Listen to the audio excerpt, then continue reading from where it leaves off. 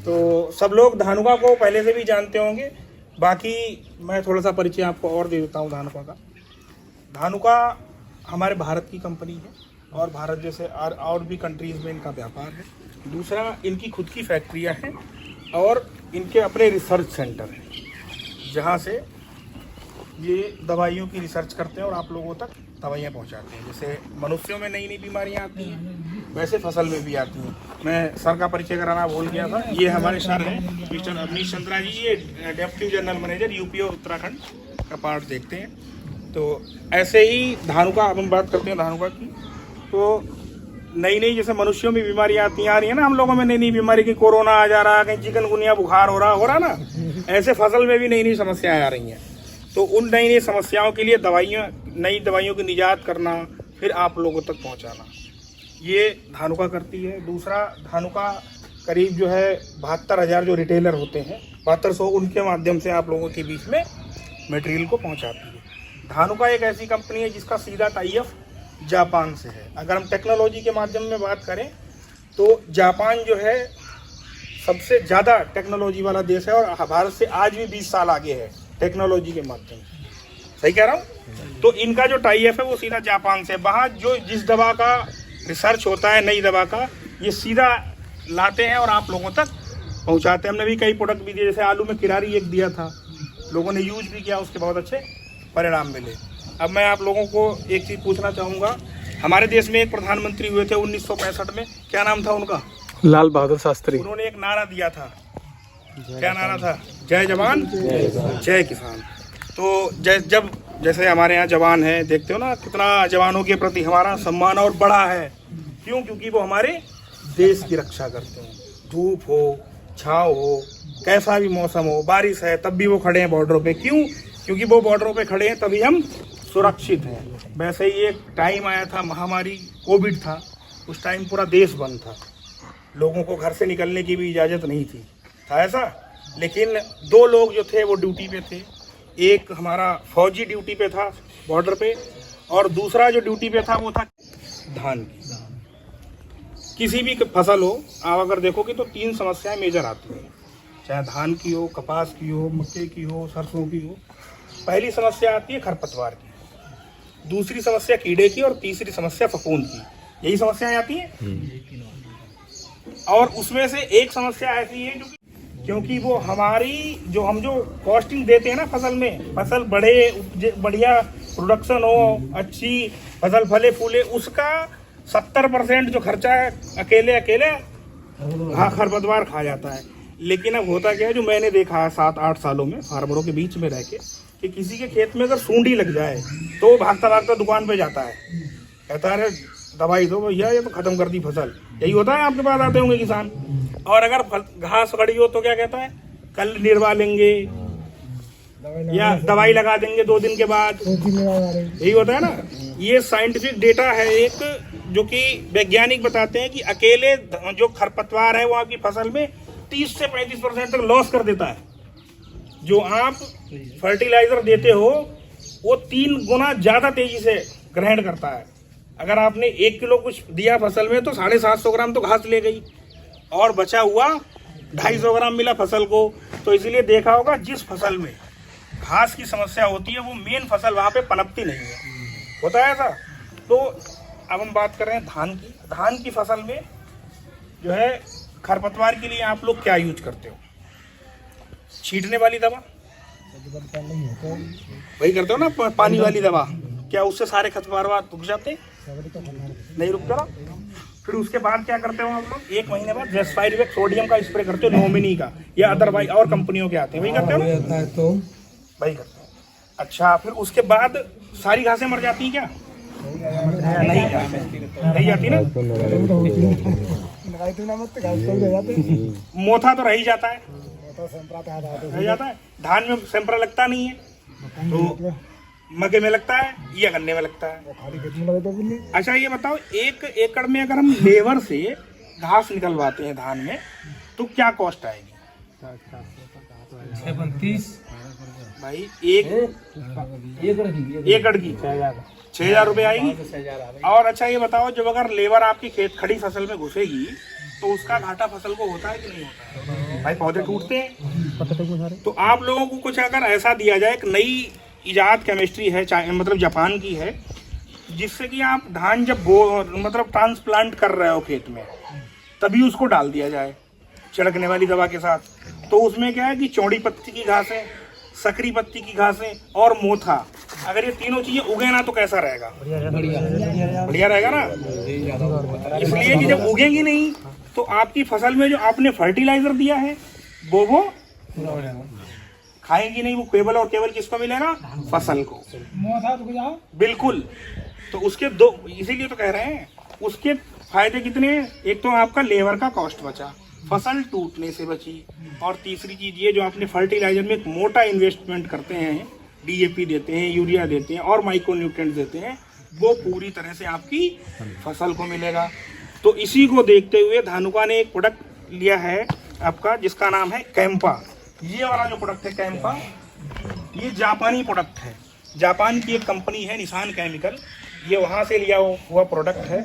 ये करता क्या है, आप जब इस पेटिला क्लोर डालते हो, ठीक है, छींटने वाली दवा, 12 ग्राम दवा को आपको उसी दवा में मिला लेना है। इसको घोल दानेदार आएगा, इसका घोल बना लेना है, ठीक है। घोल बना के उसी में मिला लो, और क्या करो कि टंकी, 4 टंकी में नोजल ढीला करके स्प्रे कर दो, या तो क्या करो कि खड़े पानी में रेत में मिला के फेंक दो। उससे होगा क्या कि ये जो आपका चौड़ी पत्ती की, सकरी पत्ती की और जो मोथा है वो उगेगा ही। सावधानियां क्या बरतनी है कि 3 से 4 दिन तक पानी रखना है। पानी कैसे रखना है, ये चैलेंज है फार्मर्स के लिए, क्योंकि अब खेतों में वो दम कहाँ जो 5 दिन पानी रुक जाए, होता है ना। तो इसका भी ऑप्शन ये है कि जैसे मान लो आज पानी सूख गया, शाम को चला तो धान के खेत में तो पानी हम रखते ही हैं, तो जो है आपको इस समस्या से निजात मिल जाएगी अगर आप कैंपा का प्रयोग करते हो तो। दूसरा, इसमें ये अर्ली पोस्ट इमरजेंस है। अर्ली पोस्ट इमरजेंस का मतलब ये है कि जैसे मुक्का मुक्की सी जम जाती है ना घास छोटी मोटी, ये उसे भी खत्म कर देता है। कैसे खत्म कर देता है, इसमें जो टेक्निकल है वो करता क्या है कि पौधे जब भोजन लेते हैं तो हमें भी प्रोटीन की ज़रूरत होती है, पौधों को भी प्रोटीन की ज़रूरत होती है, तो उस प्रोटीन बनाने की क्रिया को ये ब्रेक कर देता है, जिससे क्या होता है कि वो अगर मुक्का मुक्की सी जमी भी होती है वो ख़त्म हो जाती है। दूसरा, अब जब मैंने कहा कि ये जमेगा नहीं घास, तो आपके दिमाग में एक विचार आया होगी कि भाई क्यों नहीं जमेगा, ऐसा ही क्या करेगा, होता है ना किसान का। तो आपको एक चीज़ और बता दूं कि किसी भी बीज को जमने के लिए 3 चीज़ों की आवश्यकता होती है। जब हम खेत में बीज बोते हैं ना, बाजरा का, मक्के का, 3 चीज़ों की ज़रूरत होती है। पहली चीज़ है ऑक्सीजन, दूसरी चीज़ है प्रकाश, और तीसरी चीज़ है नमी। ये 3 चीज़ें बीज को जर्मिनेशन के लिए चाहिए। अब हम करते क्या है कि हम नमी तो रोक नहीं सकते धान के खेत से, नमी तो रहेगी, प्रकाश तो रहेगा, सूरज पर तो चादर नहीं डाले आएंगे, प्रकाश आएगा। अब हम रोकते क्या है, ये जो दवा है ये एक लेयर क्रिएट कर देती है, एक परत बना देती है, और उस परत का जो काम होता है वो ये होता है कि ऑक्सीजन को ब्रेक करती है। जब ऑक्सीजन ब्रेक हो जाती है तो क्या होता है कि वो बीज पनपता है, ठीक है। अब इसकी कॉस्ट की अगर हम बात करें, भाई अगर फर्टिलाइजर वगैरह सारा कुछ मिला लो, लेबर का, तो करीब 10,000 रुपये का तो हो ही जाता है हिसाब किताब। अब इसकी जो कॉस्ट है वो कंपनी ने बहुत सही रखी है। कितनी कॉस्ट होनी चाहिए इस दवा की बताओ भाई? इतने, एक तो आपका मोथे को जमने से रोक रही है, आपकी चौड़ी पत्ती, सकरी पत्ती की घासों को जमने से रोक रही है, ठीक है। बाकी आप जो फर्टिलाइजर दे रहे हो वो आपकी फसल को मिल रहा है, आपके लेबर के खर्चे बच रहे हैं। तो ऐसी दवा के भाई क्या खर्चा होना चाहिए आप बताओ? नहीं भाई आप कहो तो कितने सस्ते में करा, इसका रिजल्ट मैं और बताऊंगा कितने सस्ते में कराया जाए। 250 रुपए एकड़ को आज की डेट में एक लेबर कितने रुपए का आता है? 350 मतलब एक लेबर 350 का, और दवा की जो कॉस्ट है वो 250 रुपए। किसान तो कम से कम। चलो हमने आपकी बात मान ली, इनकी बात बिल्कुल सही है, इनकी बात बिल्कुल सही है। 250 रुपए एकड़ का ही खर्चा है,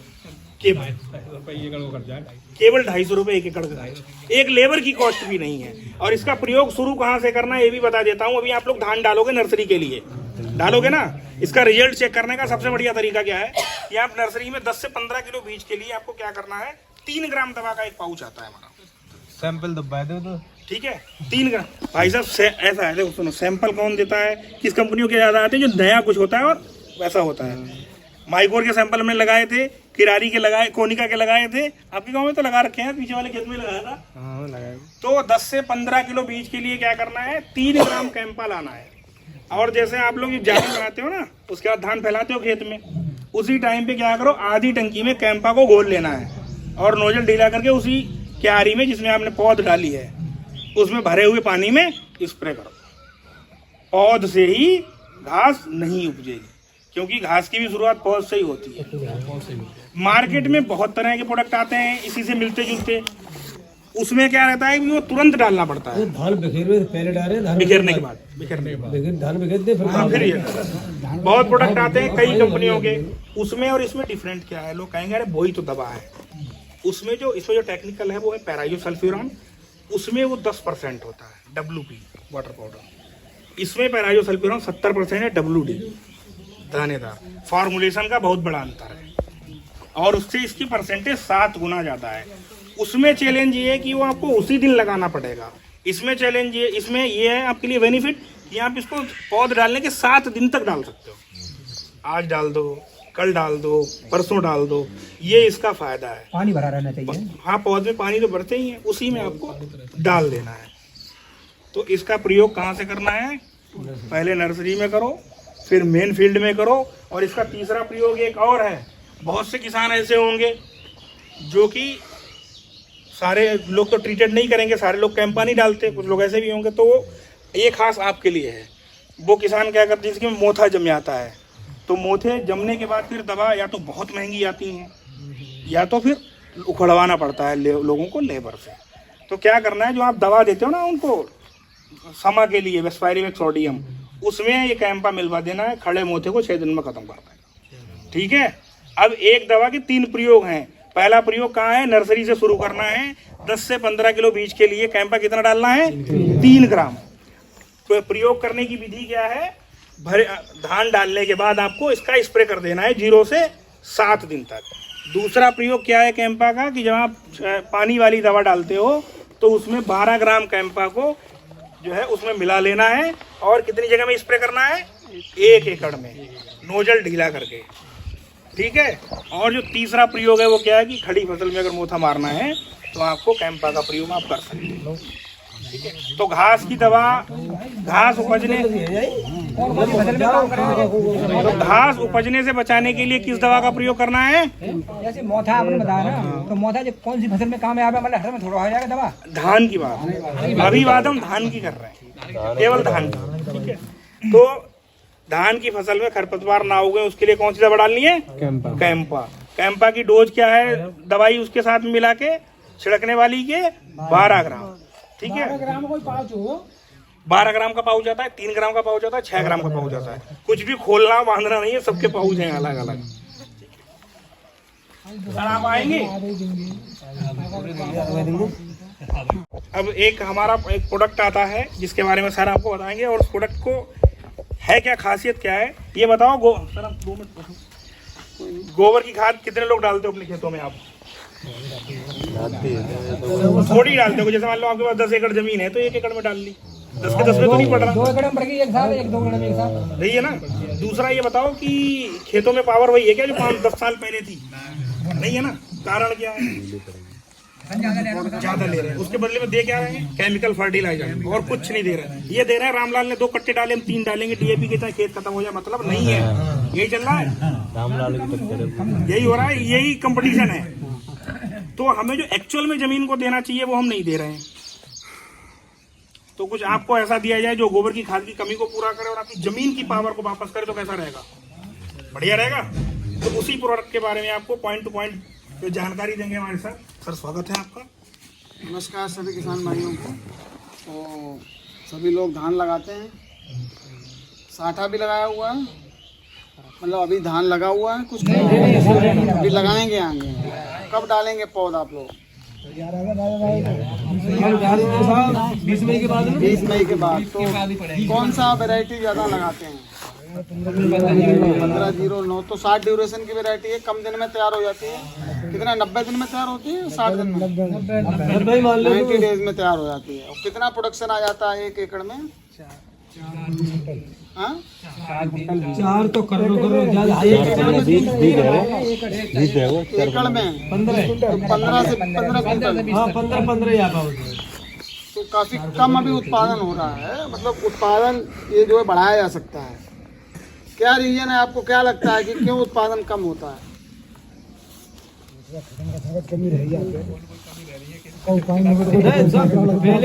ज्यादा डालो तो पैदावार नहीं रही। खाद ज्यादा डालो फिर भी पैदावार नहीं आ रही। बिल्कुल आपने बहुत ही सही एनालाइज किया है कि हम खाद तो बढ़ाते जा रहे हैं डोज, लेकिन जो प्रोडक्शन है वो बढ़ रहा है, घट रहा है।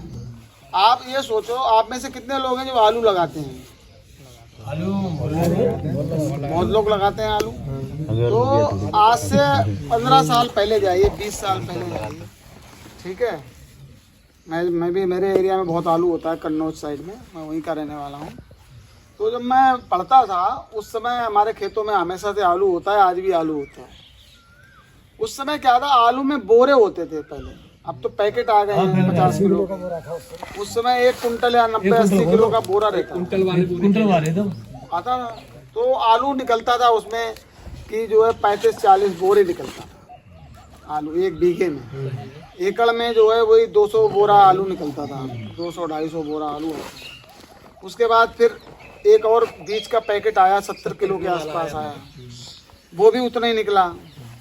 उसके बाद फिर 50 किलो वाला आया, वो भी उतना ही निकल रहा है। Really amazing.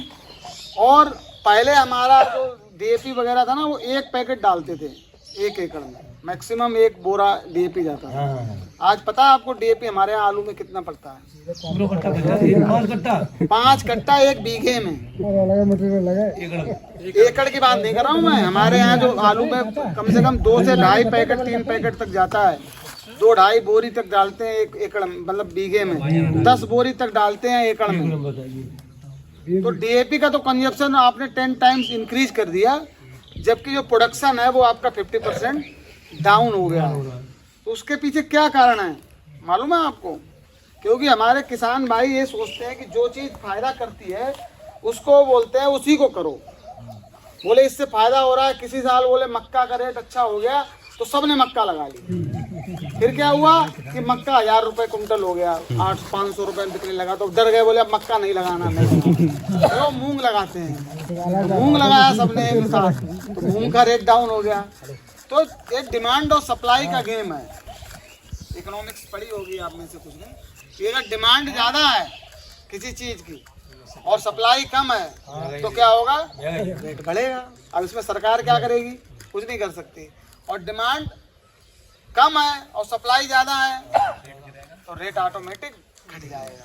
तो वैसे ही खेत है, खेत में आपको डिमांड, उसकी भूख तो कम है, आप उसको ज़्यादा दे रहे हैं, तो क्या होगा? वो बेचारा जो है उसका लीवर ही काम नहीं कर रहा है, ठीक है। वो बेचारा परेशान है, वो कह रहा है जी हमें भूख नहीं है, लेकिन दिए जा रहे हैं। तो प्रोडक्शन क्या है? वो घटेगा। क्योंकि आप लोग जो DAP डाल रहे हैं, तो DAP में क्या होता है? 2 चीज़ें होती हैं। कौन बताएगा कौन कौन सी होती हैं?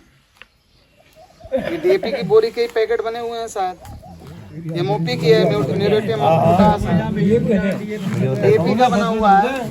तो DAP में क्या चीजें होती हैं? क्या होता है DAP में? देखो लिखा हुआ है, इसको पढ़ो आप लोग ध्यान से पढ़ो। ऊपर सबसे ऊपर लिखा हुआ है हरे कलर में। हाँ हाँ, पढ़ लिया आपने? और ये सबसे पहला क्या लिखा हुआ है? N 18% और P कितना है? 46%। और एक और है वो CS है और WS है। 2 चीजें लिख रही है, CS और WS। और CS 46% जो है वो लिख रहा है CS और 41% लिख रहा है WS। इसका मतलब समझाने के लिए आज हम आए हैं। ये है क्या? बोरी तो आपने डाल दी, लेकिन इसमें है क्या बेसिकली? इसमें क्या है कि 18% एक अगर 46 किलो है आपका, मतलब 50 किलो का पैकेट है, तो उसके अंदर जो है 18% है नाइट्रोजन, जो कि यूरिया की बोरी में रहता है 46%। ये 46% लिखा होता है M। इसमें कितना है 18%, यानी कि अगर एक बोरा ला रहे हैं डीएपी का तो उसमें 9 किलो तो आपको यूरिया मिल रही है, नाइट्रोजन मिल रहा है, राइट। उसके बाद है 46% जो है वो क्या है, फास्फोरस है, मतलब 23 किलो आपका जो है वो फास्फोरस है 50 किलो की बोरी में, और बाकी जो है वो अलग अदर एलिमेंट है जिससे वो तैयार होता है। तो टोटल ये फार्मूलेशन है। उस 46% में 46% ऐसा है जो कि लिखा हुआ है कि वो CS फॉर्म में है, WS में है। WS का मतलब है वाटर सोल्यूबल, मतलब जल में घुलनशील। वो जो नाइट्रोजन तो पूरा तरह से वाटर सोल्यूबल है, जो यूरिया है वो पानी में डाल के देखोगे तो तुरंत घुल जाएगा। घुल जाता है कि नहीं घुल जाता है? लेकिन जब DAP घोलने जाते हैं पानी के गिलास में तो घुल जाता है पूरा? नहीं घुलता है। उसमें जो नाइट्रोजन है वो घुलेगा 18%, और प्लस जो CS फॉर्म जो उसमें 46% है फास्फोरस का जो पार्ट, वो पार्ट जो है वो वाटर सोल्यूबल है, जल में घुल जाएगा। लेकिन 41% ऐसा है जो कि CS है, लिखा हुआ है उसके ऊपर CS का मतलब है साइट्रेट सोल्यूबल। साइट्रेट का मतलब होता है अम्ल, तो वो पानी में घुलनशील नहीं है, वाटर सोल्यूबल नहीं है। उस पर लिखा है कि साइट्रेट सोल्यूबल है, मतलब अम्ल में घुलनशील है, वो पानी में घुल ही नहीं सकता। जो चीज पानी में नहीं घुलती है वो पानी में आप नहीं घुलेंगे, उसके लिए चाहिए एसिड, अम्ल, खट्टी चीज जिसमें कि वो घुलेगा। तो आज की डेट में जो आप DAP डाल रहे हैं उसका जो है 50-60% ही पौधा ले पाता है। बचा हुआ आपका DAP हर साल बेकार चला जाता है, और वो जमीन में एक लेयर DAP की बनती जा रही है, फास्फेट की एक लेयर बन रही है, जिससे क्या है कि पौधे की जो जमीन की जो ऑक्सीजन का लेवल है वो घट रहा है, जो जमीन की जो पोरोसिटी है वो घट रही है, कम होती जा रही है। चूँकि हम ज़्यादातर केमिकल फर्टिलाइजर डाल रहे हैं, हमने गोबर की खाद जो है डालना कम कर दिया है, तो उसकी वजह से जो जमीन की जो उर्वरा शक्ति है वही कम हो गई। जब आप, तो आप क्या कर लोगे? जब मान लो कोई आदमी है और अगर उसका पेट ही सही काम नहीं कर रहा है तो आप उसको घी पिलाओगे तो क्या फायदा होगा? नुकसान होगा, समझ रहे? तो उसके लिए उसका पहले लीवर तो सही करो। आपने मिट्टी का स्वास्थ्य तो खराब कर रखा है और आप सोच रहे हैं कि वो प्रोडक्शन बढ़ जाए आपका, तो नहीं बढ़ सकता। मिट्टी में क्या है, मिट्टी में होते हैं जीवाणु जो मिट्टी को बनाते हैं उपजाऊ। 1 ग्राम के अंदर लगभग 1 करोड़ जीवाणु होते हैं। 1 ग्राम के अंदर 1 चम्मच अगर मिट्टी ले रहे हैं तो उसमें 1 करोड़ जो है जीवाणु होते हैं, मतलब जीवित जीवाणु। अब उनकी